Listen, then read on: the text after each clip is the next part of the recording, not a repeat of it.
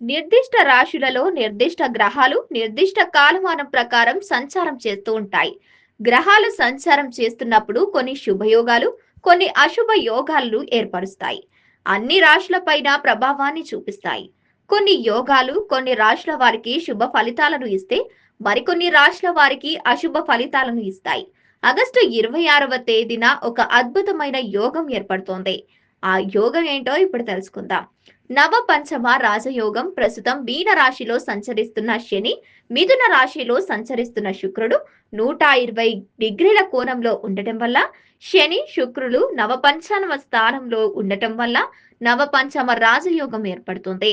మేషరాశి నవపంచమ రాజయోగం మేషరాశి జాతకులకు అదృష్టాన్ని ఇస్తుంది.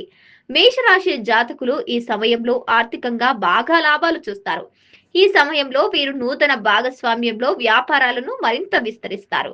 సింహరాశి శని శుక్రుడు కారణంగా ఏర్పడే నవపంచమ రాజయోగం సింహరాశి జాతకులకు ఆర్థిక ప్రయోజనాలను తెలుస్తోంది. ఈ సమయంలోనే సింహరాశి జాతకులకు సంతోషంగా జీవిస్తారు. పరీక్షలకు సిద్ధంగా అవుతున్న వారు శుభవార్త వింటారు. వివాహాలు కాని వారికి వివాహ యోగం ఏర్పడుతోంది.